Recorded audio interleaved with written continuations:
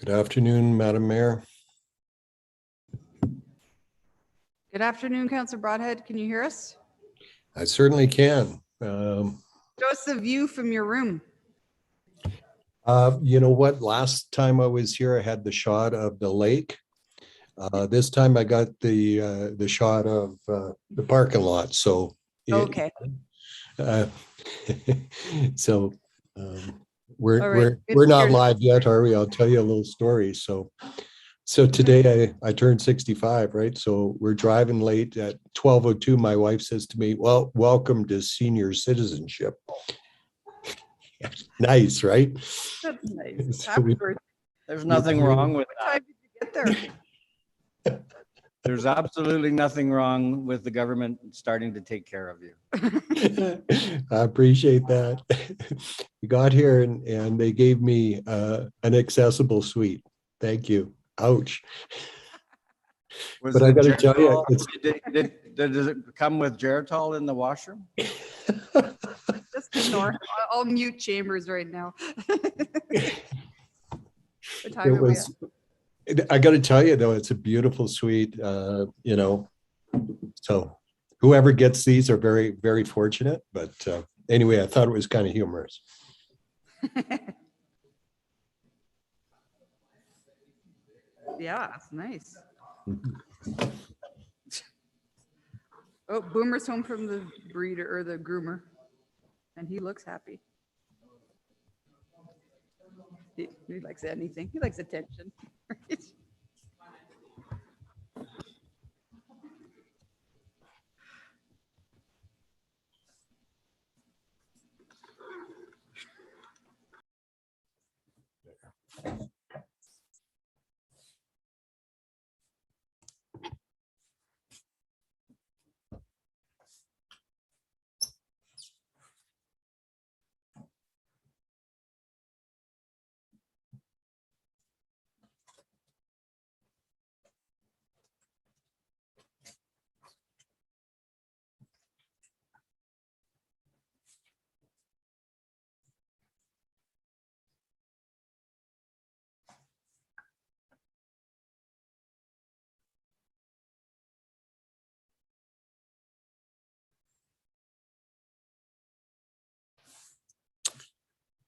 Madam Mayor, are you going to be asking us to use the raise the hand function to record votes?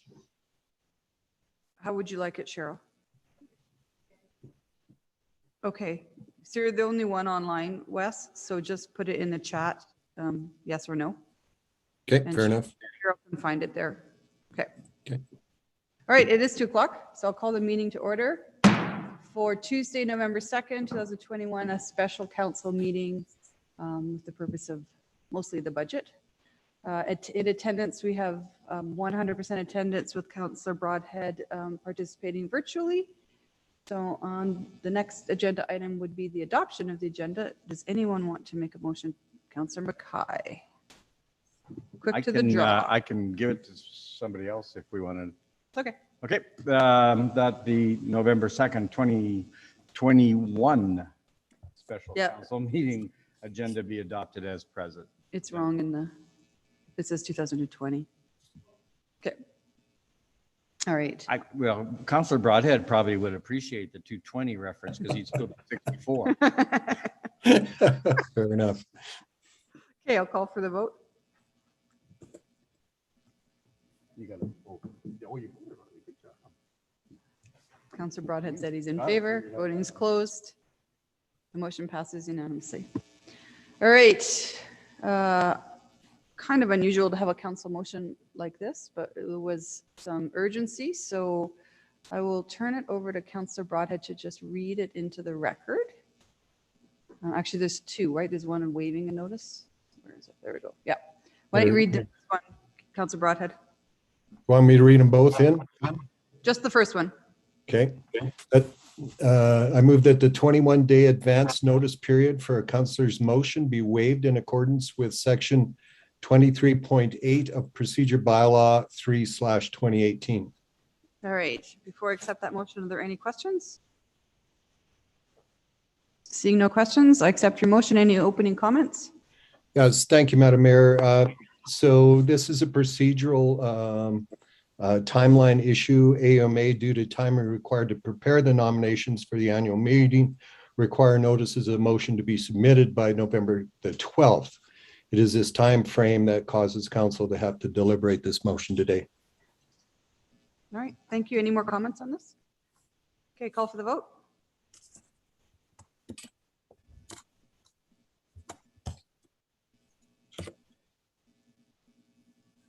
Voting's closed. Passes unanimously. All right, notice has been waived, so go on to the second motion. All right, thank you, Madam Mayor. That St. Albert City Council supports Mayor Kathy Heron in her intent to stand for election to the Board of Directors of AUMA and further to a position on the Board of Executive as President of the Association or as Vice President of cities of up to 500,000 as required. All right, any questions before we go to the motion? Councillor Hughes, go ahead. So as I'm reading this, so you're applying to be in president of it? That's the nominations, yes. So this is different than what you did last time, right? Yes, Last time you were, vice president of cities up to 500. so can you apply for both at the same time? If I'm unsuccessful at securing the presidency, then I will then put my name forward for vice president. If I am successful, I'll withdraw my name for vice president. So they don't vote on both at the same time? No, you have to have all your nomination papers in ahead of time. Okay, but like, I'm just thinking that they didn't vote. They'll do president first, Okay, and if I'm successful, then I'll withdraw for the other two. If I'm unsuccessful, I still have to run for a board position and then the vice presidency. okay. Okay. Thank you. Great. Any more questions? Councilor Bermansky. I just have one question on the time frame to be committed in either position, like I don't really know Yep. what you do on the board, so. It's a good question. Yeah. The board meets once a month, and the executive meets another time a month, which I've already been currently sitting on the executive and the board, so it's 2 meetings a month. As a vice president, I had to chair a committee. As president, I will not have to chair a committee. And the president also generally chairs the AMSC board, which is the business side of AUMA. But if I'm successful, I've already asked another member of the board to chair that for me because I won't have the same time commitment. So it'll be approximately the same. Any more questions? All right, Councillor Broadhead, accept your motion. Go ahead. Well, thank you, Madam Mayor. It's certainly my privilege to move this motion. This is a procedural motion in keeping with the AUMA to have a municipalities council endorse a nomination to serve on the AUMA board. But it is also a privilege of mine to be able to nominate you for this very prestigious position, Madam Mayor. I believe that as you stand for the president of the association, your experience, your work ethic, your ability to communicate in a very down-to-earth fashion, and your ability to lead cooperative and collaborative efforts in amongst a very disparate group of municipalities with very different agendas and very different opinions. That is your skill, and is that makes you uniquely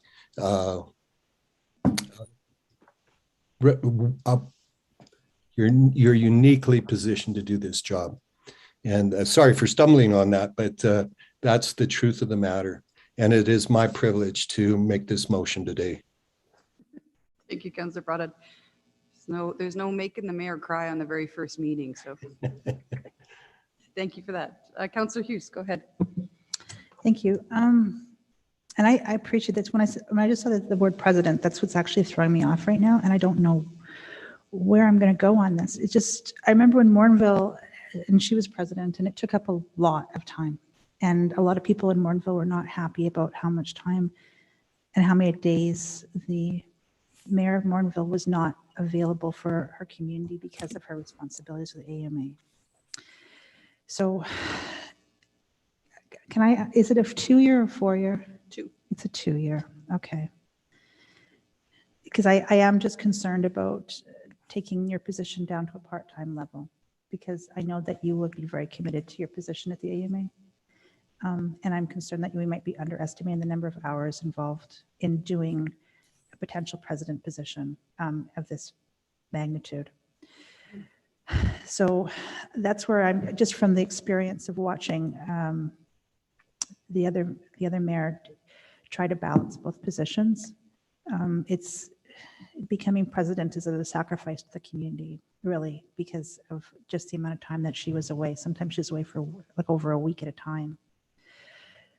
So anyway, that's where I'm just struggling right now. I don't know where I'm going to go on. It's nothing personal. It's just about, I'm concerned about the amount of job taking time commitment that will be involved in trying to do that.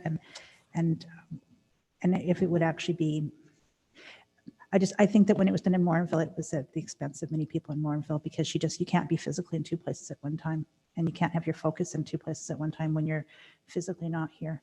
So that's where I'm just struggling. I didn't realize that you wanted president as well. So anyway, that's it. So I'll just listen to anybody else say anything for debate, because I am definitely curious as to other people's perspectives. Councillor Jolly. Thank you. I'm also delighted to see this motion on the floor. I have every confidence that you'll be able to balance your role as mayor with a role as president, or as you've done for the last couple of years, vice president of cities up to 500,000. And I also commented last week that this appointment would give the St. Albert perspective a big voice at the provincial table. The perspective that you bring to that table has great value, and I think you have a lot to bring to the role. So thank you for bringing this to our attention and applying. Thank you. Thank you. Councillor Mackay. Yeah, thank you. And initially I did share some of my concerns, and I spoke quite bluntly to you about my concerns in relation to you taking on the bigger responsibility, because obviously you will be at a much larger table. You will be the first contact in relation to the province, maybe reaching out on a number of provincial matters. So I was initially concerned, and I brought it forward to you, and you've assured me that, with the business side moving over to another representative, I think that it was a wise choice, because that will take quite a few meetings and quite a few responsibilities away from you. I follow Councillor Jolly's optimism in the sense that you will be at the table. You will be able to represent not only St. Albert, but mid-sized mayors and cities at a much higher level than currently. And everybody moving into a role adds his or her touch to that role. I don't imagine you getting in your trailer and driving all across Alberta and visiting every town, because obviously you just don't have that time frame. So you will bring your strengths and your organizational abilities and your limitations to the table. So I will support you in your nomination based on the conversations we've had around that. So I will support you. Councillor Bermansky. I just have one more question. In the role as president of the board, are you representing like smaller municipalities and towns and cities? Yeah, every urban municipality in Alberta. Every year? Okay. So villages, towns, mid-sized cities, and the big cities.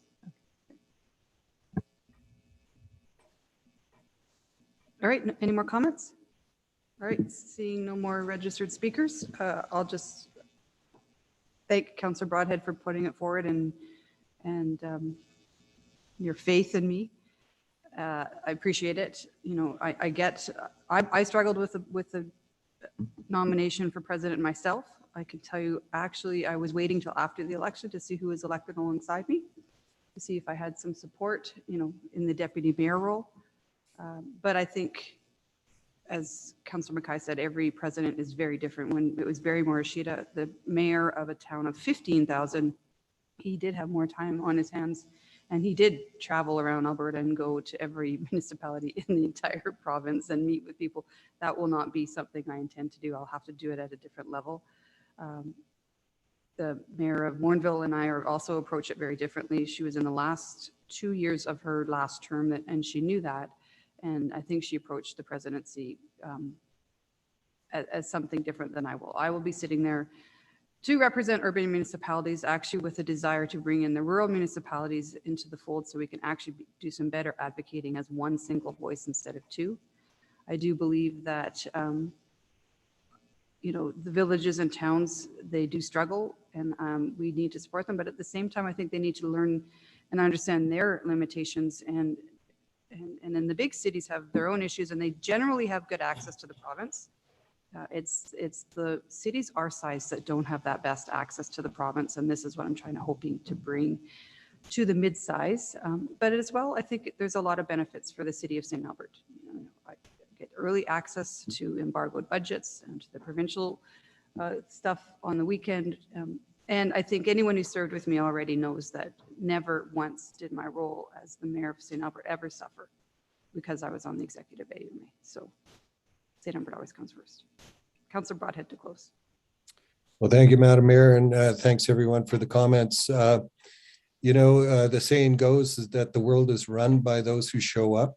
And Madam Mayor, the fact that you have shown up over the last number of years at the UMA table speaks to your ability to do the job.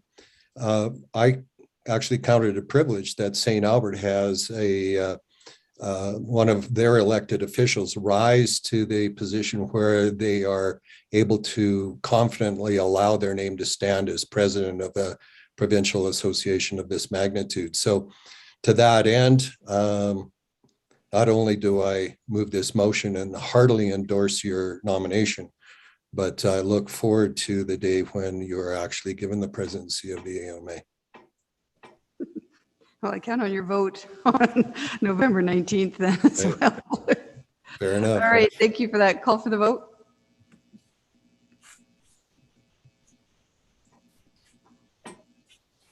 Voting's closed. That passes by a majority with Councillor Bermansky opposed. All right, moving on. We are into the budget presentation from my agenda. So, Council, today is really essentially just a presentation by Mr. Scoble of the budget, and then a little conversation about how we will go through the process of deliberations of the budget.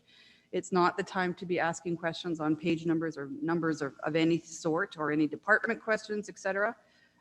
That will be coming. There's a slide in Mr. Scoble's presentation about the actual calendar of events, but for sure next week we have a couple of days, and then we're have some in early December as well. So there'll be lots of chance to ask questions, send in your BIRs, send in your postponed motions. BIR stands for budget information requests, and your postponed motions. So today I'll let Councillor Mr. Scoble go through his presentation. We'll allow questions essentially maybe to Diane or Mr. Scoble about how the budget is laid out, what's in, what's out, what's funded, what's not funded, but specific questions on capital projects or business cases or department questions we will hold off until next week. So Mr. Scoble, hopefully that's a good overview, and I'll pass it over to you. Thank you. Good afternoon, Madam Mayor and councillors. So this afternoon, I will be introducing the proposed 2022 budget to council for your consideration. Today's presentation is the first in a series of budget presentations and public meetings over the course of the next few weeks. So, of course, this past year was another challenging year. The world around us is constantly adapting, and as it changes, we need to ensure we are adapting appropriately and continuously looking for ways to solve problems that the city is facing. Complex problems need innovative solutions. With the economic realities facing the city of St. Albert, our approach to this year's budget involves a commitment to minimize spending and a proposed reduction for some service levels to reprioritize resources to deliver those programs and services most valued by St. Albertans and businesses. So before I present the details of the proposed budget, I would like to take a few minutes and talk about the environment that we operate in and the steps the city continues to take to ensure long-term sustainable municipal operations. I will speak briefly to the external factors at global and provincial levels, followed by some local context and factors we considered when developing this year's budget, or next year's budget, I should say, sorry. So finally, I will present the City of St. Albert's proposed 2022 municipal budget and utility budget and the next steps, including some key dates for public participation opportunities that will help inform council's decisions during budget deliberations this year. So in a national provincial context, a few impacts to consider include, while not fully recovered, the Canadian economy is rallying from 2020 lows. Royal Bank of Canada predicts that the Canadian economy will grow by 5.1% and this year, and 4.3% in 2022. The Bank of Canada is not expected to raise interest rates until next summer. Mind you, there has been some discussion of that in recent days. In 2020, the Alberta economy experienced the deepest single-year contraction on record at 8.2%. Forecasts predict economic growth of 5.9% by the end of 2021, though some sectors, such as agriculture, have faced challenges. However, even with rising oil and gas prices, full recovery will not come until 2022. The unemployment rate in Alberta is decreasing, but has not reached the pre-pandemic levels. Global supply chain issues continue to affect manufacturers and retailers. This, combined with labor shortages in some business sectors, is currently creating price increases and short-term inflation. We are currently sitting at 4% inflation, which is extraordinarily high. And the current increase in energy prices will increase oil and gas revenues, but may not signal large capital investments in conventional energy. Carbon capture technology in the oil sands, a blue hydrogen plant in Strathcona County, and increasing use of renewables such as solar highlight the coming changes in the energy sector and underscore the continuing need for diversification of the provincial, regional, and local economies. And finally, the provincial recovery outlook is tempered by uncertainty created by the fourth wave of COVID. Provincial restrictions may stay in place until the spring of 2022, and there will be COVID impacts nationally and globally well into 2022. The next provincial budget is expected to be released in the spring of 2022 and has the potential to be better for municipalities than expected, given rising provincial commodity prices. This said, there may be just one-time support, and we are not expecting enhanced or sustained long-term funding supports from other orders of government at this time in building this budget.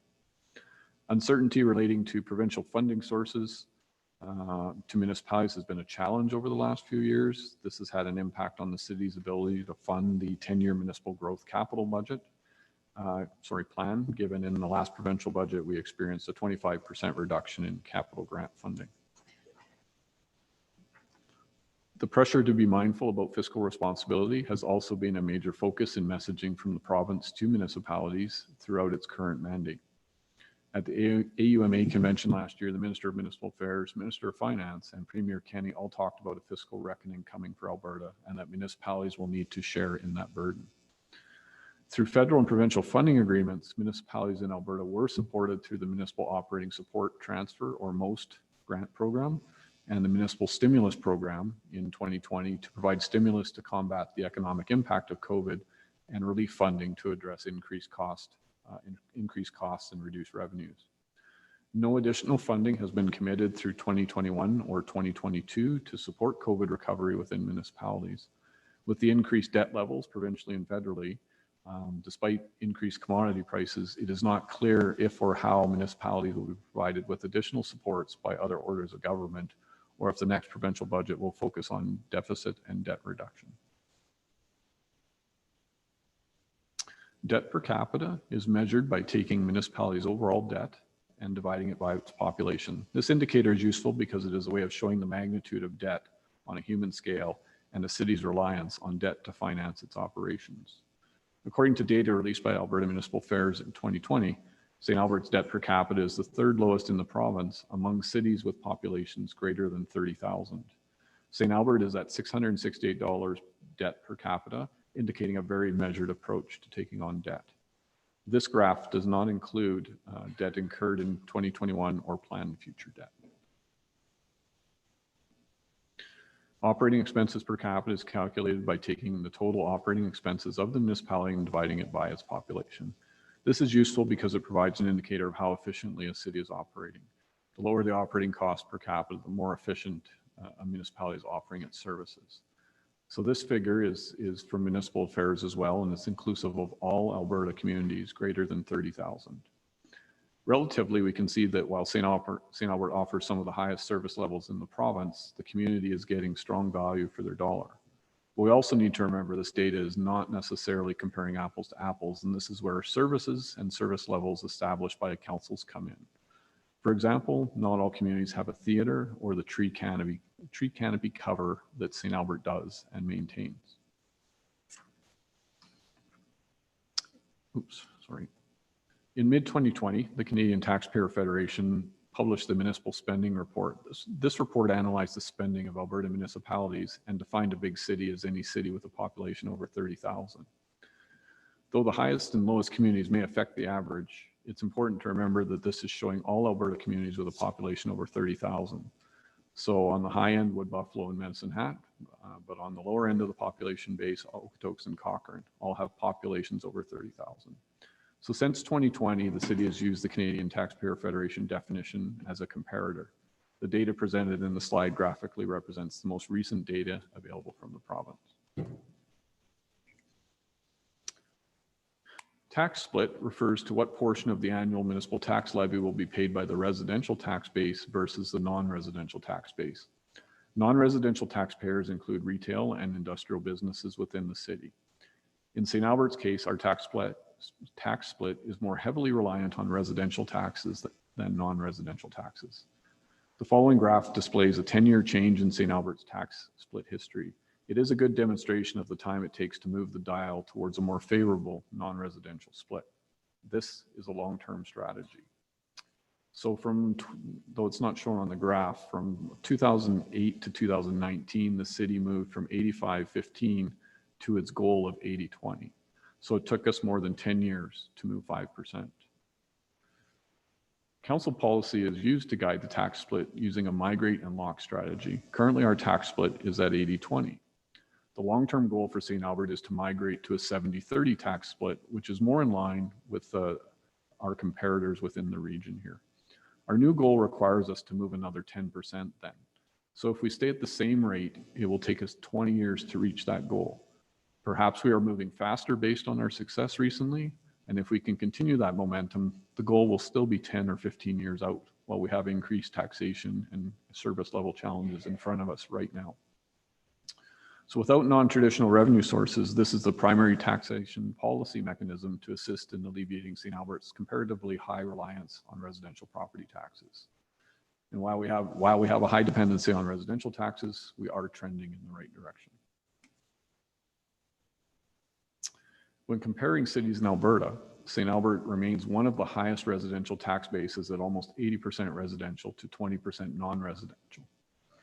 This means that if we use a community in the middle of the range, such as Leduc at 62% residential to 38% non-residential, when both they and St. Albert buy $100 of diesel for a sanding truck, Leduc residents pay $62 of the $100, and St. Albert residents pay $80 of the same $100 for the same product made at the same refinery and hauled a comparable distance.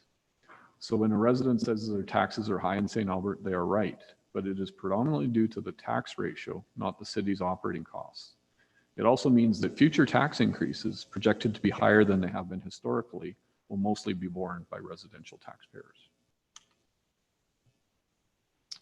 This chart shows the 2022 proposed tax increase percentages and the actual historical tax increase percentages for the last 7 years for St. Albert. The percentage figures represent the average residential municipal and average non-residential municipal tax increases. So since 2015, the residential property class has experienced a less than a 2.9% municipal tax increase for 8 successive years, with the average in those years being 1.4%. These totals do not include the provincial education tax requisition. And since 2015, the non-residential property class has experienced a less than 3.2% tax increase for 8 successive years, with the average being 1.7%. It is worth noting that in 2019 and 2021, non-residential rates were stabilized to be comparable to residential rates, while in 2020, they were less than residential in response to COVID-19. While there were some exceptions due to the economic situation facing businesses recently, this year's budget assumes parity again.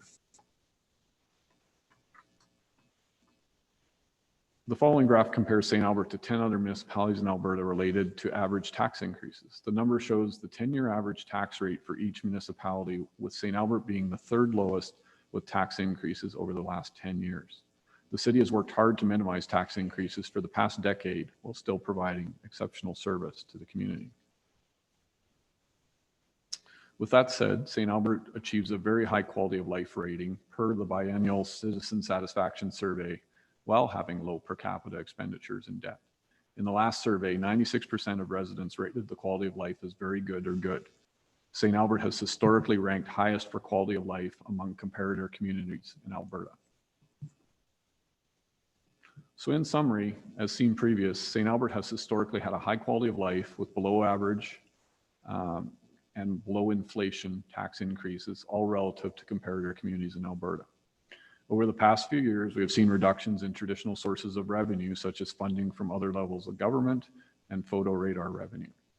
In addition, we are facing emergent costs, such as RCMP back pay, increased insurance rates, estimated at a 20% increase for 2022, for example, and numerous instances of decreased or eliminated funding from other levels of government for programming and services in St. Albert. These declines in other sources of revenue and additional costs to deliver service means that in the absence of offsets from new revenue sources, that services will be impacted and or revenues from other traditional sources of revenue, such as taxation, user fees, penalties, and utility rates, have to be disproportionately increased relative to historical increases. Long-term fiscal sustainability is a top priority and requires informed decisions at the right time to avoid further unplanned stress on the city's finances. We must consider all fiscal management avenues, revenue generation opportunities, cost-saving initiatives, process efficiency improvements, and the creation of regional partnerships and collaborative opportunities where beneficial. So now we'll talk a little bit about the framework behind the budget. So as you know, the City of St. Albert follows an established strategic framework to align the city's strategic and business planning, budgeting, management, and reporting practices and processes to achieve outcomes established in the community vision and pillars of sustainability and the City of St. Albert Council strategic plan. The proposed budget is developed to achieve priorities established in Council's strategic plan and to maintain Council-approved services and service levels. Although this year we have had to incorporate some service and service level adjustments that I will review later.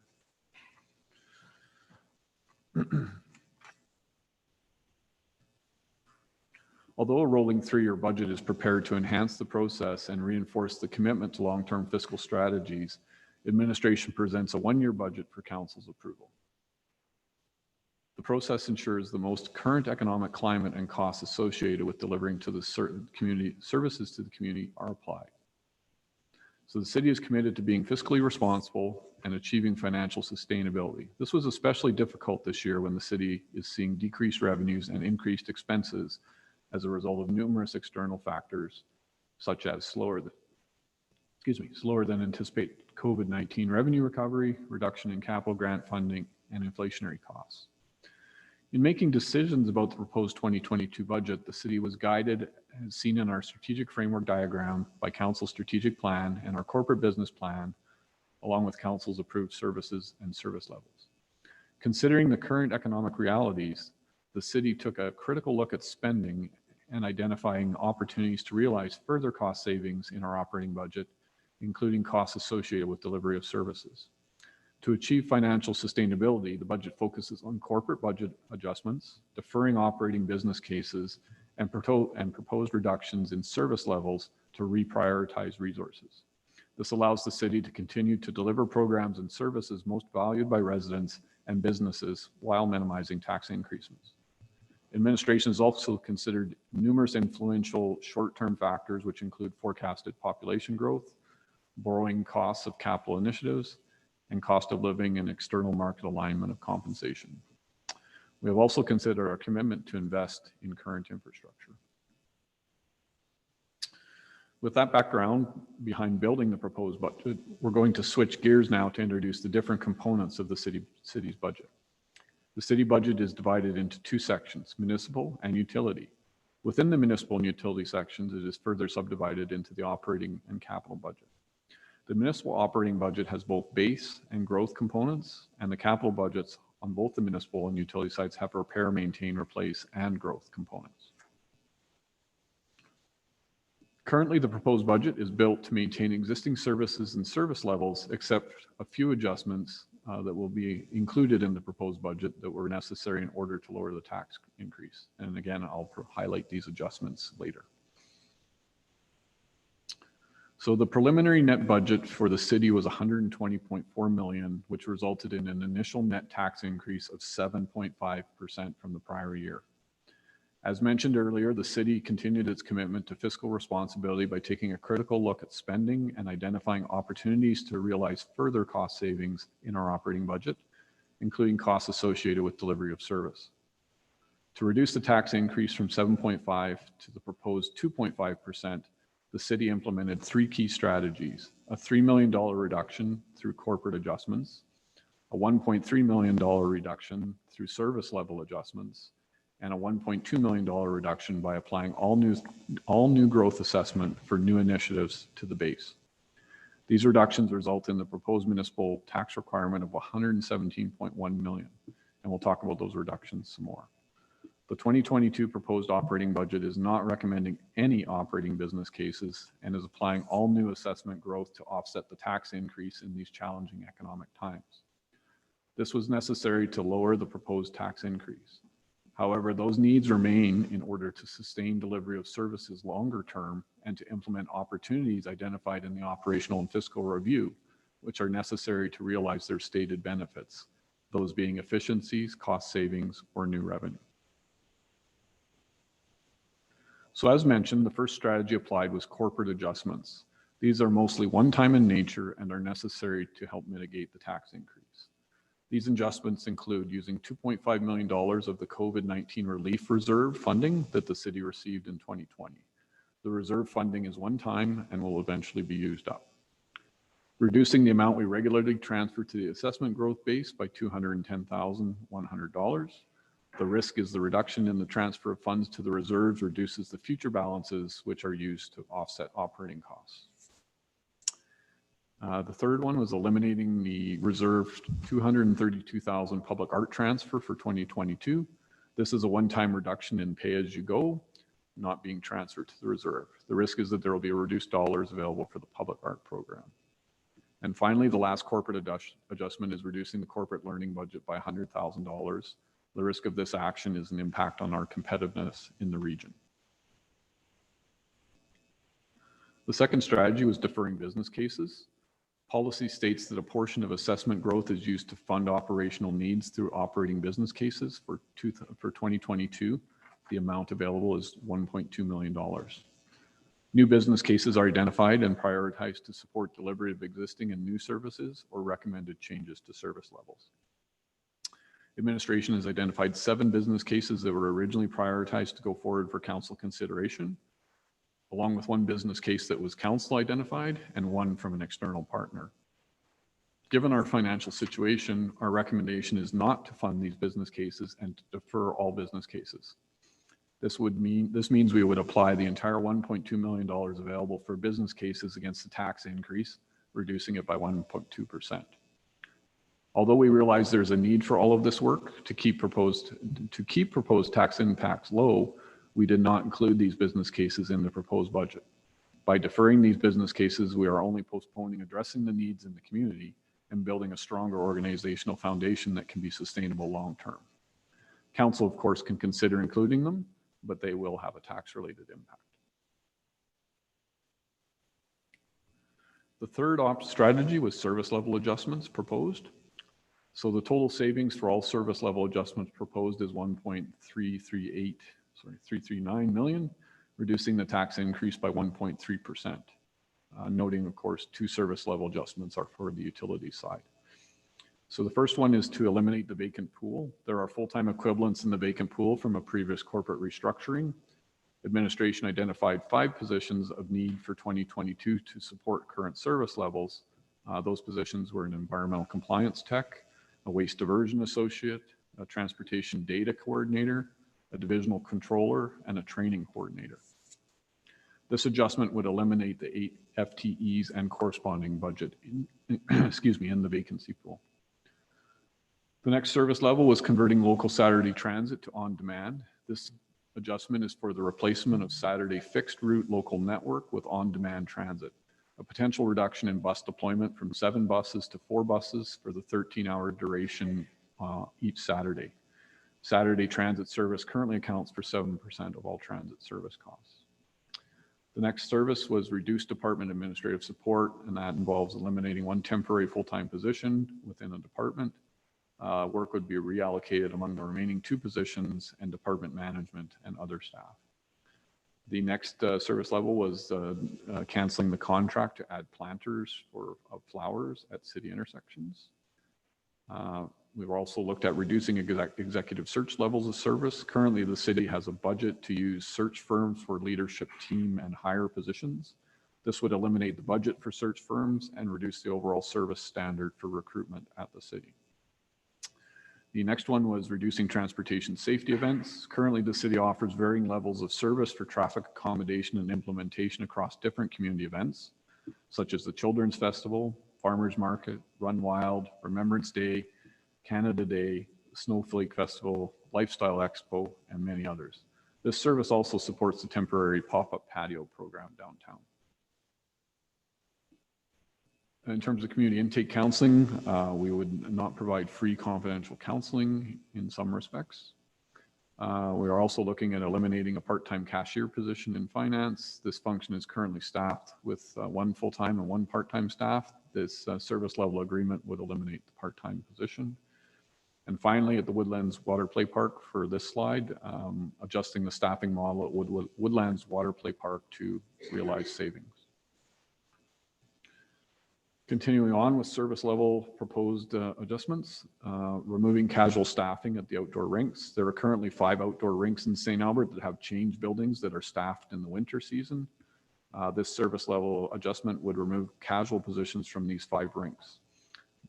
This adjustment also brings the service level for all outdoor rinks to the same level in the city.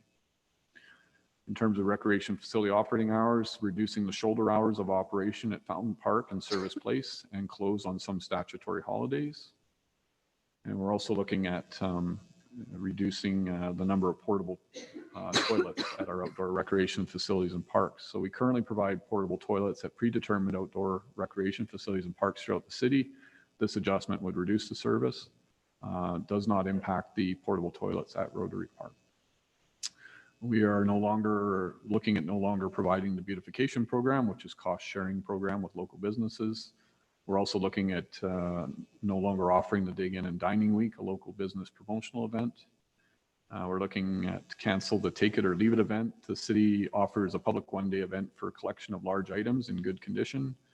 The event allows residents to drop off items they do not want and pick up items left by other people. This event is primarily funded through staff overtime, approximately 30 staff, and expenses, including equipment and rentals and communication.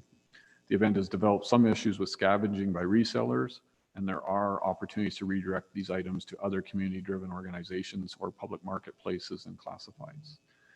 In terms of reducing dog waste collections, since 2015, the administration contracts a collection company to remove dog waste 2 times annually, once in the spring and once in the fall, as a result of Council IR 165-2014 and PM 26-2015. This adjustment would reduce that contract by reducing the collection of dog waste through the city's parks, trails, outdoor rinks, and ravines. We're also considering reducing the compost depot hours of operation. So we operate a compost depot to collect organic material and divert waste from landfills. 2 staff are required to operate the facility and currently offer 72 hours a week of service. This adjustment would decrease the hours of operations, reducing staffing costs associated with operating the depot. In terms of the community satisfaction survey, which will be underway here very shortly, we're looking at changing the frequency of that from every 2 years to every 4 years. And we're also looking at reducing the frequency of the large item drop-off event. So the city hosts 2 events annually where residents can drop off large items at the Jack Craft parking lot for disposal. This event is funded through staff overtime, 7 staff, and expenses include equipment and disposal costs of the items collected. So as previously mentioned, the city took a critical look at spending to identify opportunities to realize further cost savings in our operating budget. In total, 19 proposed reductions to service levels were included that will reduce the tax requirement by $1.339 million or 1.3%. The following visual displays services and service level adjustments included in the proposed budget in relation to the risk associated with making these adjustments. The size of the circle represents the relative amount of reduction. The background shows our corporate risk tolerance categories from our corporate risk management framework. Green is low risk, yellow is moderate risk, orange is high risk, and red is extreme. We are not proposing any service level reductions that fall into the extreme category. There are 8 high risk reductions, 5 moderate, and 3 are low risk.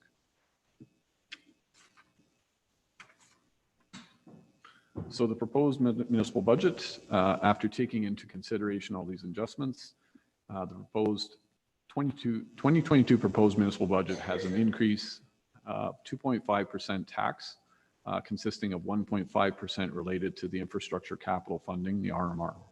So I am very proud of the continued work by administration to find cost efficiencies, reducing the initial tax requirement from 7.5% to 2.5%, which is more palatable in these difficult economic times. As you saw, no growth business cases have been included in order to minimize the tax impact. And the proposed capital budget consists of 29 repair, maintain, and replace projects valued at $23 million, which were approved by council in June, and 15 growth capital charters totaling $40.3 million, of which 2 projects have already been approved, the solar farm study and disc golf. Looking at the tax impact for an average house costing $450,000 in St. Albert, the homeowner could expect a $3,928 property tax bill, which results in a $93 change from 2021. The distribution of tax dollars to the various service categories is illustrated in the slide. But in summary, 82% of the property taxes go to front-facing services for residents and businesses, and 18% is allocated to general government activities, which, in addition to the budget for council's activities, includes functions such as legislative services, legal services, human resources, finance, strategic services, assessment, taxation, and information technology services, which support the front-facing departments in their service delivery to residents, businesses, and council. We'll now talk briefly about the municipal capital budget. So the 10-year municipal capital plan has identified approximately $700 million in capital investment, of which $228 million is attributed to RMR projects, and the remaining $417 million is for growth-related initiatives. The plan includes various projects ranging from improvements to civic buildings, major road expansion, and alignment and replacement of mobile equipment. As indicated by the projecting available funding line, the gray line in the graph, the city currently faces a significant funding shortfall over the next 10 years. Without the current infrastructure funding deficit plan, the city will not only be limited in funding future growth projects, but RMR as well. In other words, the gray line would move below the blue line here, or the blue bars. Given the funding deficit, administration has prioritized capital projects against the council-approved prioritization matrix to establish a recommended list of growth capital initiatives. The recommendation considers future funding requirements over the next 3 to 4 years. So in summary, for RMR, there are 29 projects for $23.4 million, 15 growth projects at $40.3 million, and this gives us a total of 44 projects valued at $63.7 million. The city's capital infrastructure is grouped into 7 main asset categories. This has been established to assist in understanding the city's investment into different types of infrastructure. So the categories include civic facilities. So this is supports required structural improvements and features to civic facilities. Examples include the police building accommodations or fire station number 1 decommissioning. The second category is historical and cultural, which is the preservation of historical and cultural significance. Nothing is being recommended for 2022. The third category is land and land improvements, which supports initiatives relating to land improvements and the requirement to purchase land. Examples include outdoor recreation and parks, infrastructure rehabilitation. The fourth category is master plan studies and others. So this establishes direction and plans for required current infrastructure. Examples include the Lakeview Badger Lands Area Structure Plan, the Community Amenity Site Planning, and mature neighborhood revitalization strategies. This category is really preparation and planning for all other asset categories. The fifth category is mobile and other equipment. So this is management of scheduled maintenance and replacement of existing assets. Examples include replacement plans for emergency services, public works, and transit mobile equipment and IT equipment. The sixth category is parks and trails, and this supports repair and replacement of existing cities, parks and trails. This year's recommended scope includes the Kingswood Park Disc Golf, Neighborhood Park Development, and the Red Willow Park Meadowview construction. And the final category is roads and other engineered structures. So this supports rehabilitating transportation networks, signage, and sidewalks. Examples include intersection enhancements, the active transportation plan, and roadway program improvements. Moving on to the utility budget. In summary, the 2022 proposed utility monthly bill will yield an average increase of 4.5%. The proposed capital budget consists of 10 repair, maintain, and replace projects, which were approved by council in June, valued at $16.6 million. The estimated average household monthly rate increase for 2022 is 4.5%, making the monthly rate $139, an increase of about $6 per month.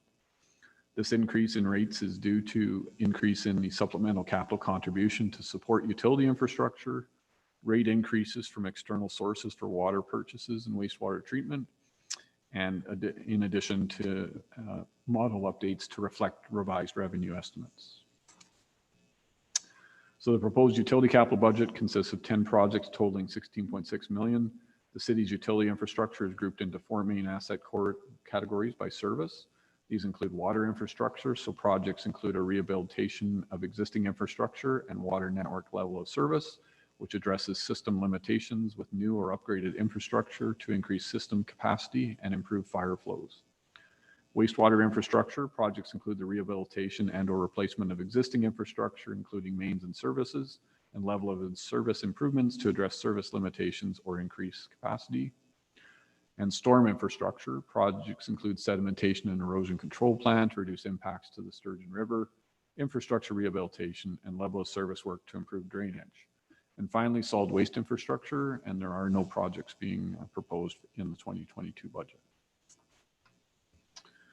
So summing up this afternoon's presentation, the 2022 budget has been introduced as follows. The proposed municipal budget requires a tax levy of $117.1 million, which represents a 2.5% increase.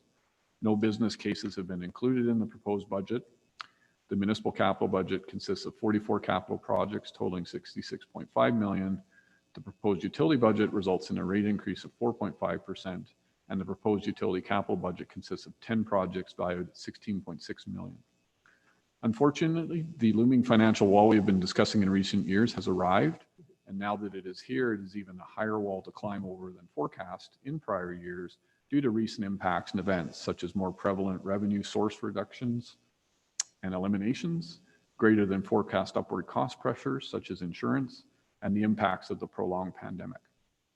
Administration is proposing the impacts identified be mitigated through the measures provided this afternoon, including many significant one-time measures, but recognizing many of these have an associated incremental tax impact to restore them in future years' budget, if that is the future wish of council and the community. So as council knows, we are utilizing the priority-based budgeting tool to identify opportunities to free up and or reallocate resources or to generate new revenues. The current political government, the provincial government, has increased the uncertainty around future grants for capital infrastructure. The province's 2021 budget to 2024 budget, protecting lives and livelihoods, alluded to a 25% reduction over the next 3 years, with future grants likely to remain at these lower levels. In addition, while the province's new local government fiscal framework program is intended to replace the MSI grant program in 2024 and 25, it has not been proclaimed into legislation, leaving the city vulnerable to further reductions in the future.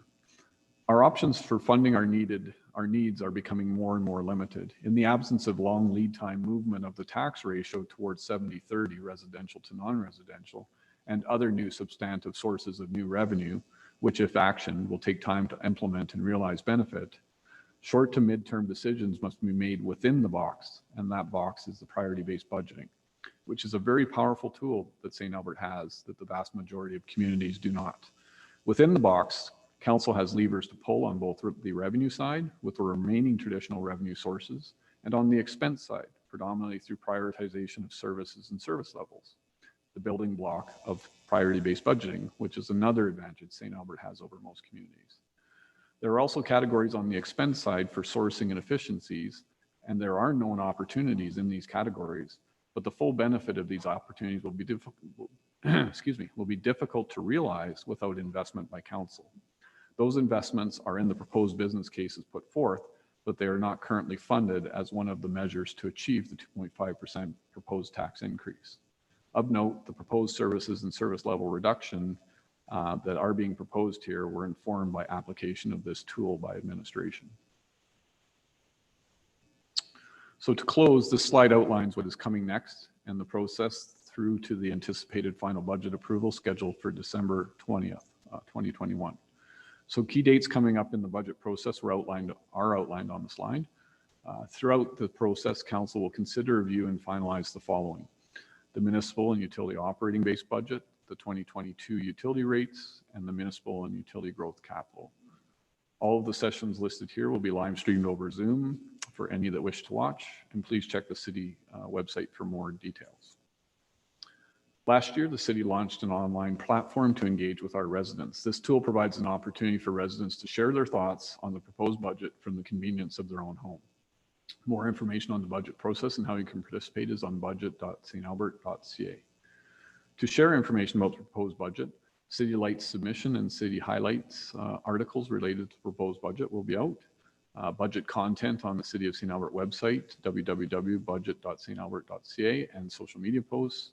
And in addition, a promotional video has been created related to the proposed budget, and immediately release will be issued following this budget presentation. And budget documents will be available to the media and public on the city's website. City Council will be hearing from the community in a variety of ways through this process. Some of the activities have already been completed. And from November 2nd to 22nd, residents and community members can participate through the online platform. They will have the 2 invitation-only virtual World Cafes being held this year on November 4th and 8th. And stakeholders such as the Chamber of Commerce Board, social nonprofit leaders, and the chairs of the current council committees will be engaged with virtually on November 16th. I encourage residents and community stakeholders to visit budget.stalbert.ca for further details about the budget process and the public participation opportunities. And that concludes my presentation. Thank you. Awesome. So can we get a copy of what departments we're reviewing each day? Like maybe put that on the budget member site? Certainly, yeah. Yeah, just so we can prepare. All right, Councillor Hughes, I'll let you start us off. Thank you. I don't have a ton, but yeah, and just to further that, if we can even spell, like I know sometimes it just says like public works or fire, but the 2 newbies won't know what that falls under each one of them. So if we can kind of give an itemized, like just what the sub-departments are, yeah, of what's actually going to manifest so that they know where fire falls, for example. Okay, cool. So a couple of questions. So when I looked at this, when I watched the slides, for the capital for next year, for 2023, I think it's on page 20 or slide 25, you had like the expected funding substantially less than in other years. So I'm just wondering, you have the funding and it drops. So I'm just wondering why you're expecting it to drop so much less next year than this year. That would be provincial grants. Yes, but I'll let Diane McMorty, our CFO, perhaps speak to that a little bit further. I'm going to jump in. Actually, the reason why the funding looks so high in 22 is because we have the solar farm project charter that there is a motion on the floor that approved that project charter, and so we had debt assigned to that, and so it's extra money for the debt financing that shows in 22, and then of course that doesn't exist in 23. So it's specifically tied to that one project. Well, it's just the funding line, like the gray line that goes up and down, it drops next year. And so I'm trying to figure out why you're expecting the gray line to drop. Because in 2022, the funding line includes new money coming in from a debenture. Okay, right? And then that doesn't exist in 23. okay, cool. So is it also because of the grant, are we expecting to get less grants from the province, or is that what we're also estimating for, not, again, I know we're talking a year out, but is that also why we're coming in with a lower number, or? Not necessarily, because really the funding line is also kind of based on what we're planning to spend in those years. It would actually be helpful if I could go back and maybe put something together a little bit in a spreadsheet on the funding side so that you can understand it. It's hard to kind of explain. Okay. Certainly do So, that. Don't go anywhere, Diane, because I have questions for you. I just wanted to acknowledge before I continue, though, that this budget had a lot of really tough decisions by administration to come forward. This was a difficult challenge that you guys had, and once again met. From going from a 7 to a 2.5% is not an easy feat. to come out Mayor, of- point of order. Are we in debate right now? No, I just wanted to no, acknowledge that. That's all. That's all. Because, okay. So what I was wondering was the COVID recovery. You mentioned that, but I'm looking at her because she's probably going to be able to answer it. So that the COVID recovery was a one-time funding, correct? Like it was like they gave us a chunk of money to handle COVID, right? That's correct. And then but this is operating, we're using it to offset. So, which is generally ongoing funding. So we're using one-time funding to help offset the ongoing funding. So I'm wondering if you can just share, because we're kind of kicking the can down the road because we could have potentially still have this 2.5% pending in future years if we don't find the funding sources. So could you just explain how you're hoping that we won't have a extra 2.5% in future years, or what was the logic behind using that? Yeah, so you're correct. So we did get a chunk of one-time money from the province. All municipalities got a chunk of money to help deal with COVID. We were fortunate in the fact that we were, especially during the first year of COVID in 2020, we were able to, work really, really hard to manage our expenses to help offset the significant revenue losses that we had. So, we were lucky that we didn't end up in a deficit in 2020. So we were able to kind of bank most of that money. And so the plan is that, because you're correct, normally we would, even our budget policy, states that we don't use one-time revenues to fund ongoing expenses. But this is kind of an unusual kind of situation. So the thought process behind it was, we know we have lower revenues especially in our recreation, culture, and transit areas. We also have extra expenses that we're dealing with relation to COVID and sort of all the processes that we have to manage through that. And so the hope is that this money, we plan to use it over 3 to 4 years in the hopes of just bridging that timeline, in the hopes that we recover back to pre-pandemic levels, where we've got the non-tax revenues and those user fees back up to where they were prior to the pandemic, which should then backfill that shortfall. So that's the plan. But you're right, there's a risk that the recovery either doesn't happen as quickly, maybe it takes more years for us to get back up to pre-pandemic levels, or maybe it doesn't come back to the same levels as it was. And if it doesn't come back within that time period, we need to, it has to be backfilled. That funding has to be backfilled. So it's back to your 3 or 4 choices that you have to backfill that. It's new non-traditional sources of revenue. It's tax increases, or it's considerations of service levels to be able to backfill that. So what we're doing is we're literally using our COVID funding to offset operating deficits like it was intended to do, to buy us the time until the money that we're expecting to have. So is the 2.5 million the amount that we're having to either pay, or are we expecting to have a decrease in revenue? Is that like the actual amount that we're using there, or is it higher or lower, like between the amount that the amount of deficit that we're thinking we're going to have on that one particular area? Right. Is the 2.5 million about that amount? It's not necessarily directly tied to sort of our revenue losses. It's a combination of everything, right? We've in the 22 budget, we've experienced a lot of big increases, like one, for example, around the RCMP settlement. That has absolutely nothing to do with COVID, but it obviously impacted our budget fairly significantly. So really the 2.5 million that we chose to use against this budget isn't 100% necessarily tied to actual costs or reduced revenue with COVID.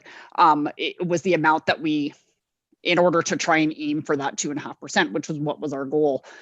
That was what we needed to use to kind of make it happen. Okay. Okay. So one more question. So when I looked at the funding for next year, again, that same chart, it seems like it's a lot lower. So I know that in previous years, like a long time ago, when we also had massive deficits, we would roll over some of the money from this capital year to next capital year. So we would have some more cushioning in there. So this year, how much do we have right now in the capital reserve? Is it zero, or is it like, with what we're coming in with the funding, is it how much extra, or are we coming really close to the wire this year on how much we're spending on capital? So one of the things that we've done started to do a little bit differently is we've started to take a little bit of a longer view on our capital. So when we're making recommendations for council, say for example, for the 22 budget, our approved or our recommended growth projects, we're not necessarily looking to spend every dollar that we have in our reserves and grants. What we're doing is we're taking a 4 to 5 year look at what our expected funding is over that 4 to 5 year period and trying to kind of blend it out so that from a growth perspective, we have a kind of a similar amount of money in each year so that we're not trying to front end load, a whole bunch of capital projects right in year one and then have almost no money available for the years out. Okay, so how much do we have that we're rolling over for next year right now? Or for the next 4 years, but how much are we not spending out of this year's capital budget, I guess, that we had? Yeah, no, fair question. And I'm going to have to actually probably take that as a BIR. And, okay. And we can put together a little chart that'll explain it better. Yeah, I'm not saying I want to spend it. I'm just curious as where we're at for the cushioning. So it almost sounds like how we're handling the utility capital, which is a 10-year plan, we're kind of taking some of that perspective into our capital plan moving forward for the next few years. Would that be kind of fair? Because we look at the larger picture for the utility and say, how much money do we need? And we're taking that same kind of perspective for the capital. Yeah, and so we're making sure that we've got money in those future years to fund those higher priority projects versus, spending all the money down the priority list in year one and then not having enough money to do the high priority projects in, years 2, 3, and 4. Perfect. Okay, that's all the questions. And again, thank you for what you brought forward. Thank you. Councillor Romanski. Sorry. Just one simple question here, because I'm new to your budget plan and whatever. You're always doing a comparable of different regions, Medicine Hat, Wood Buffalo, whichever, and you would quote perhaps like a $450,000 home and a 2.5 increase in St. Albert. Yet that same home in one of those other regions may be, a $3,000 tax base instead of a $4,000 tax base. So why do we always work on a percentage, increase rather than an actual value in the tax? It's a good question. I've always thought that too, because, Yeah, 10% of something big. I'd rather have the 3,000 with the, 7% Yeah. increase instead of. I think it's just traditional, and that's what every municipality. Yeah, maybe I can does. start know. off. Maybe Diane can help, but again, it also depends on the res non-res ratio, right? So, interestingly, like I've noticed over the years, Edmonton has had a higher percentage increase, but it translates to less Lower dollar per home because Yeah. they have a stronger non-res base, Mhm. right? So there's, Yeah. I don't know, Diane, maybe you can help me out, but I think, there's many different factors, and I guess we could look at it many different ways. You could do a dollar increase per same price home or same type of home because it might be valued different. Like it's almost impossible. Yeah, no, I would agree. There's just different ways to present it, and we use the $450,000 value because that is truly our average price in St. Albert, and it's the 2.5% is our actual price increase, and then just to make sure that we're trying to be kind of consistent with other municipalities. But you're right, you can kind of show it in a much different way, but you're correct, Councillor Bermanski. You know what I mean? A percentage of one number is, a higher percentage of a lower number could be the same thing as a lower percentage of a higher number. So it's kind of all about how you show it. Any more questions? No, I'll just follow up next week. Okay. Councillor Killick. Thank you. In our orientation last week, we saw the two bar charts around operating and capital, comparing ourselves, say in Albert, to the other municipalities, Wood Buffalo and Medicine Hat. We raised the question at those orientation sessions of why they were included in there. For example, Medicine Hat has revenue from their gas facility, but it also includes all of the employees from that utility. Wood Buffalo, same, they provide a sewage system and a water system, so they have a huge number of employees that are captured in the bar chart. Doesn't really give a comparison of municipal activities comparing St. Albert to those. Including those two very high numbers, it skews the average quite high and makes St. Albert and the other municipalities maybe look lower than they were if we were to just compare municipal operations. My concern is that we raised that during orientation. The bar charts were presented again today. I understand they are real numbers, but I also know that there are significant differences in them. And I have a further concern that that information could be used in our presentations out to the chamber, the World Cafes, and setting the stage with residents. And it could leave them with the wrong impression. And I wondered if we shouldn't be taking out those exceptions in those bar charts and showing a more leveled and realistic apples to apples comparison of municipalities. Well, you have some good points, Councillor, but I guess a few points of clarification. First off, that is Province of Alberta and Canadian Taxpayer Federation data for communities over 30,000. So it's not an uncommon chart that's used throughout the province. Medicine Hat, sure, yes, they have a natural gas utility and electric utility. St. Albert doesn't have those. Wood Buffalo, yes, they have water treatment, wastewater treatment assets, but St. Albert pays those same type of costs in our contracts with the Upcork water supply and the wastewater commission. So, you know, those are built into those rates that those entities charge us. So, you know, I've done many comparisons with many different municipalities over the years, and it's near impossible to do a complete apples to apples. But at the end of the day, the residents of St. Albert still receive treated water, as do the residents of Wood Buffalo, just by a different entity. But that entity is including their capital and their operating costs in the contracted rate to get that water supply. So, you know, it is very similar in that sense. The key difference is, yes, where you don't have a natural gas or electric utility, but there is communities on the chart that also don't provide transit services, which St. Albert does. So it's near impossible to factor all those to make them equivalent. So, and at the end of the day, we are simply using information that's provided by both municipal affairs and that the Canadian Taxpayer Federation uses. I'm aware that where the charts come from, and but I'm also aware that the Alberta Business Association on their website says that those two outliers should not be used in direct comparisons, and because they are so skewed, and it does affect the average. So I wonder if, again, if we're going out to an uneducated public that doesn't have all that detail in our World Cafes and etc., that they wouldn't know why would Buffalo or Medicine Hat look so high on the chart. And just to simplify it would be a better way of representing that data. It's again, a subtlety, but an important subtlety that, as I said, the Alberta Business Association actually says on their website that those two outliers should not be used in comparisons.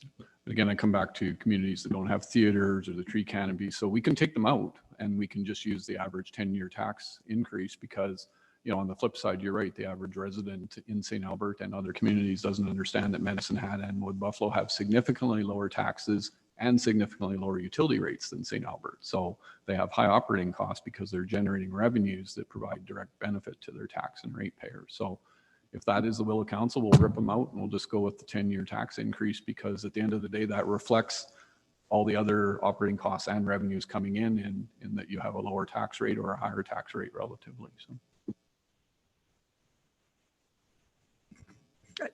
I wouldn't go to too much work because you'd have to change all your slides and all the graphics and stuff. I think it's actually kind of important to, because we do get compared to Grand Prairie, Wood Buffalo, and Medicine Hat.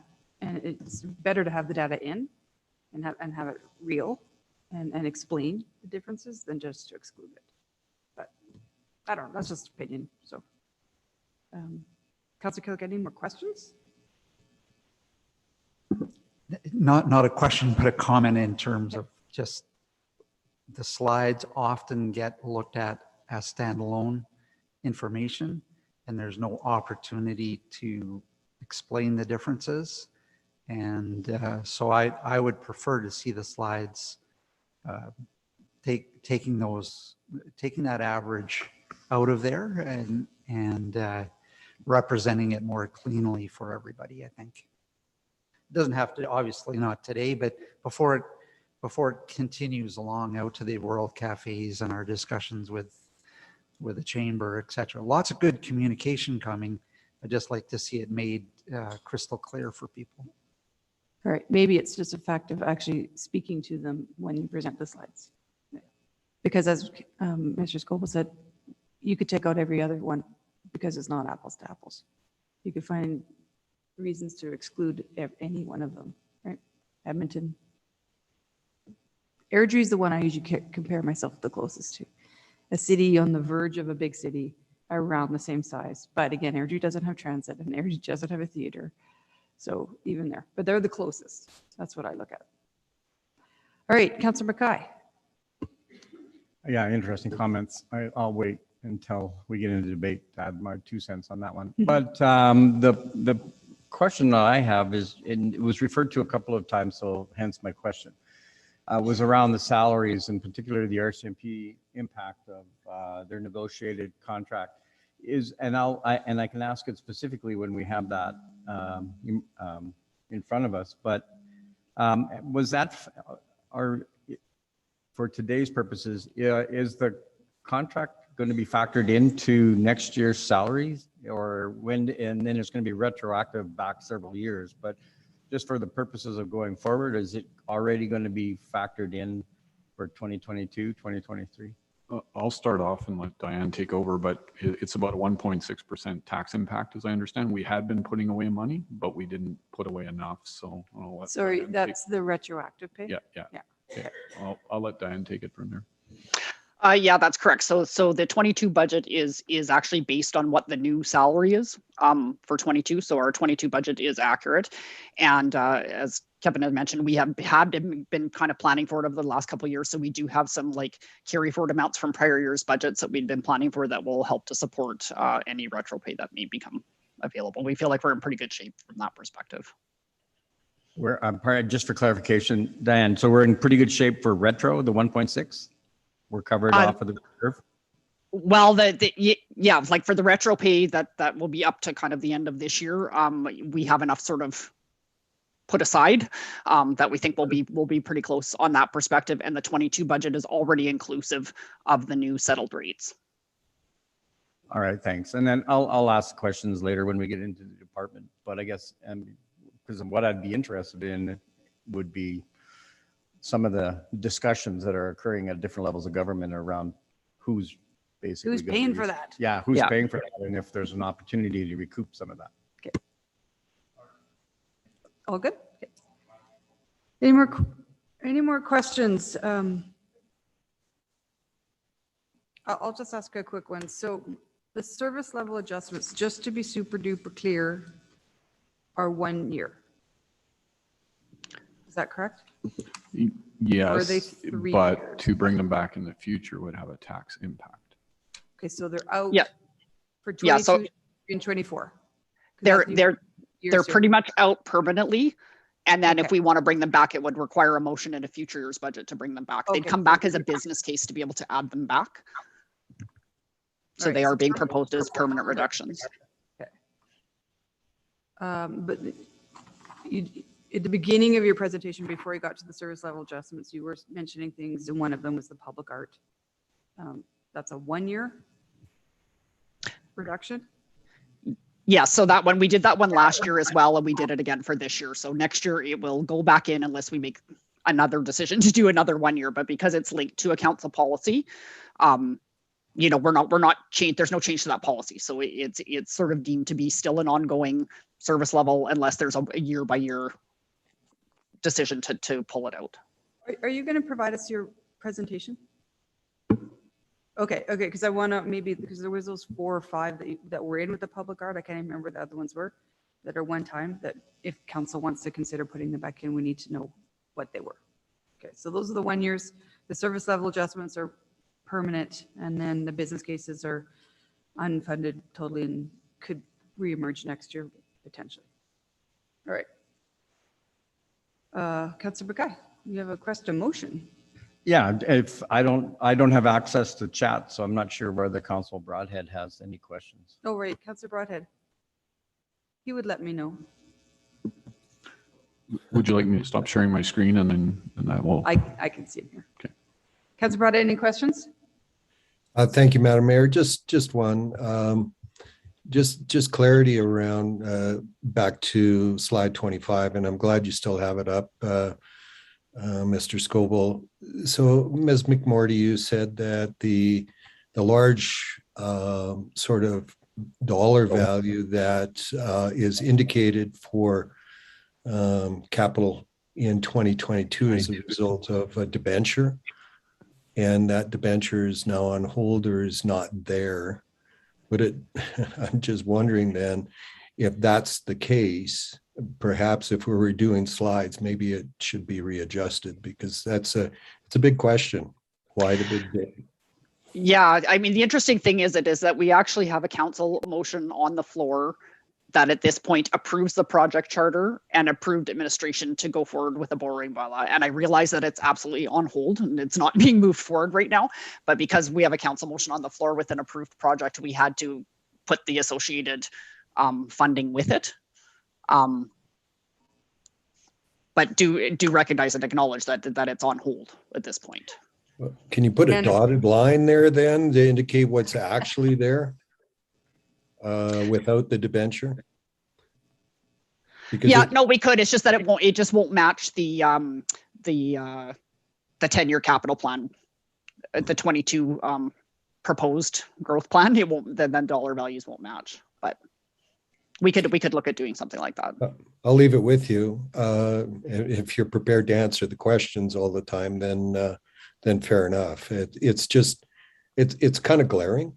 And when Councillor Hughes pointed that out, that was a good catch. So in any case, I'll leave that with you. Thank you. And that's my only question, Madam Mayor. Again, maybe even little asterisks is at the bottom of some of these slides, so people are very clear what is going on. Ms. McMorty, would it also, that drop in line does that represent the 25% reduction in MSI as well? That's all in there as well? Again, I'd really appreciate actually just being able to kind of put together a chart to explain how that funding line works, because there's a bunch of different components to it. Because it's not really so much like what we're being allocated, it's how much we're planning on spending and where it's coming from. And because we don't necessarily spend our entire MSI allocation in 1 year, it isn't really based on the allocation and how the money's coming in. This is how we plan it to go out. This is how we plan to spend the money. Okay. If that makes sense. But we'll put. It's not what's available, it's what we're spending. Right. It's what we're proposing to spend. Okay. That makes sense.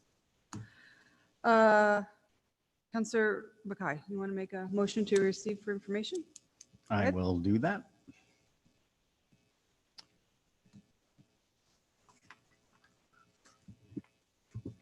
That the proposed City of St. Albert financial plan and the 2022 budget be received as information and referred to the Committee of the Whole meeting scheduled to commence at 2 p.m. Tuesday, November 2nd, 2021. But I don't know why that's on that like that. Why is that on there? Because we're already doing that. If I can, sorry. So what happens is when we get down to the next item, there is a motion to move into committee of the whole. So right now we're in special council meeting. And so we move into committee of the whole. 2 o'clock sounds a little bit confusing, but we pick the time of the start of the actual special council meeting, and so you will be moving into committee of the whole today. Do you want to change it to 3:25? Well, whenever, I don't think we'll have much debate, so we could say 3:30 just for I logistics. can certainly change that, not a problem. All right. With that small adjustment, I will call for the vote.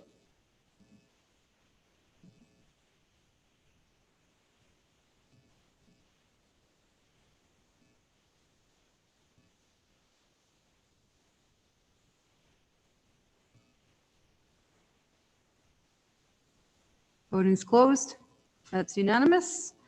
All right, now the process.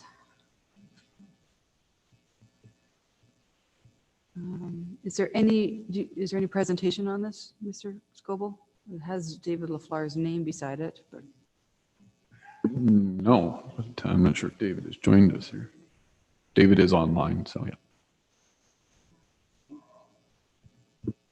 doesn't have to be presentation. I'm just wondering because it says presented by. I think we're fine. I don't have, sorry to interrupt, I was on mute. I don't have a presentation. I think it's fairly straightforward. I can answer any questions, but. Okay, is there any questions before I accept a motion?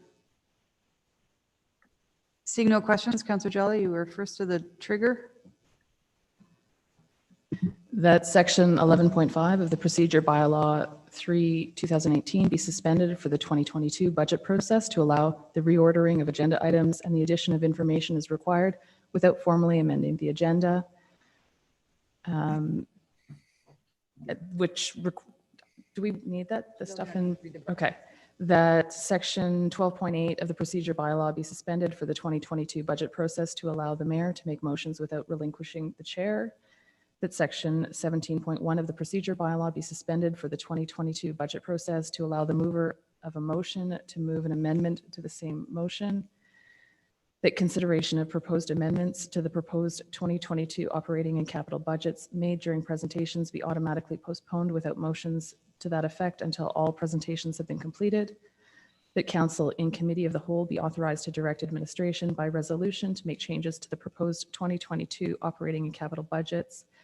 That the budget information requests and postponed motions received to date set out as attachments to the report dated November 2, 2022 and entitled 2022 Budget Deliberation Process are hereby accepted as presented and deemed fully a part of the 2022 budget deliberation process as though they were read verbatim into the record, and that council move into committee of the whole. All right, did you get that little change? Okay. All right, any comments on this? Go ahead, Councillor Hughes. Just a question on number 6. Where's Mr. LaFleur? You're hiding over there. So when it just says, okay, the information as if they were read verbatim into the record, can you, I know this is not my first kick at the cat here, but I'm just trying to wrap my head around that. They're accepted as presented and deemed as part of it, as though they were read verbatim into the record. So are we not reading them out at any time?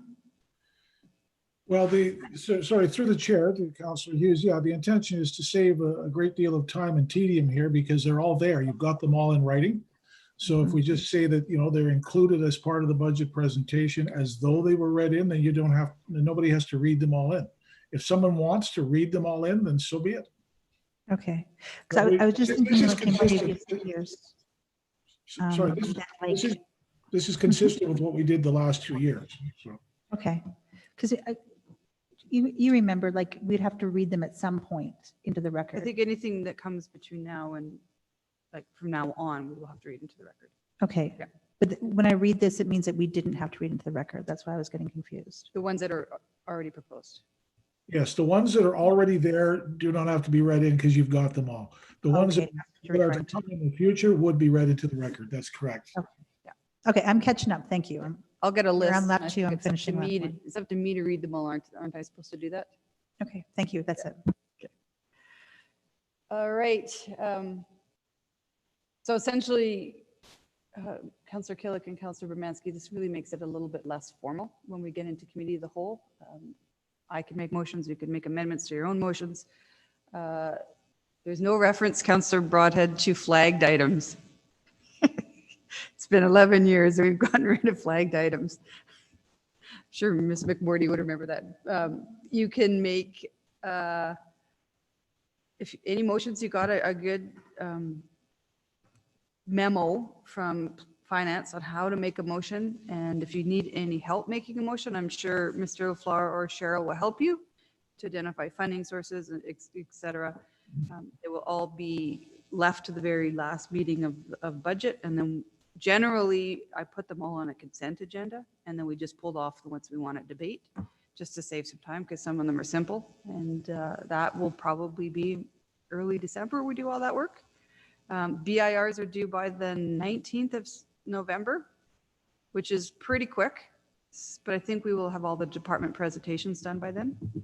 So that's good. So that's pretty much an explanation of the process. It's much more streamlined than it used to be when I was first elected. It's pretty good. All right. Who made that motion? You did, Councillor Jolly. Anything to close? No? Okay. All right, call for the vote. Voting's closed, and that passes unanimously. So now we are in committee of the whole for the rest of budget. There's nobody who is registered to speak for public input, and we haven't. If anyone wants to make any motions now, that's on the agenda. New budget information requests and motions. You have one? Okay, go ahead. So I'm going to send this in right away. Just give you some more time. How much revenue from the dog licenses is transferred to like the dog park reserve on average in the past 5 years? And how much is the current levels related to the dog parks? And then what would be the approximate cost to install a dog agility course in one of the current off-leash parks? And do we have any feedback from other communities who have courses as far as the maintenance and community feedback? So that's just the 2 BIRs right now. Thanks. All right, those are 2 more BIRs. All right, I see no more people registered to speak, so we will recess until November 9th, which is next Tuesday, I believe. And who are we seeing next Tuesday? Do you remember? Okay. All right, sounds good. All right, we'll see you guys then. Have a good night.